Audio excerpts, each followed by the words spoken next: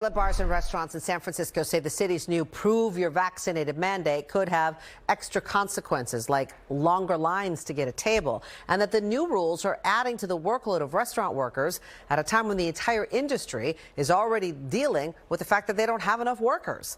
NBC Bay Area's Melissa Colorado joins us live from San Francisco with more on this kind of conundrum that they find themselves in.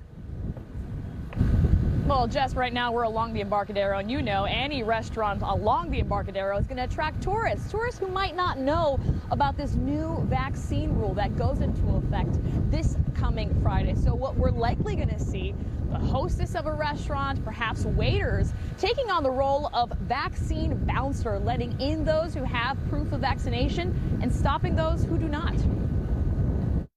It will be a little bit more challenging for us. We're already scrambling as it is. From the kitchen staff shucking oysters to the waiters serving wine, you won't find a water bar employee standing still on a Friday afternoon during the lunch rush hour. But starting next Friday, the restaurant is going to have to make sure anyone who eats inside has their vaccination card.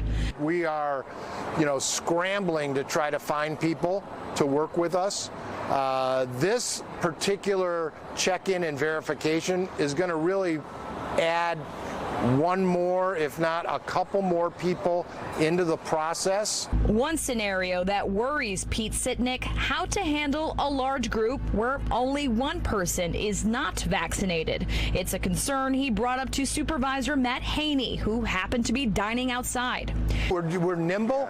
We try to be as good as we can, and you know what? We're probably going to piss somebody off. No restaurant is going to be punished because they didn't, you let one person in, or that's not the intention of it. Today, for the first time in more than a year, the Aragones family traveled from Dublin to San Francisco for some sightseeing. Teresa Aragones applauds the city's proof of vaccine mandate. Her 10-year-old daughter is the only family member exempted from the mandate because she's too young to receive the vaccine. Because I was kind of on edge coming, so this will be our first dining experience here. So knowing that, I think I will come more often with my family. No, we're not going to ask you to police everyone, and you're going to ask them for it. We think that most people will follow it. Most people will do the right thing, and if there are sometimes you got to, do the best you can.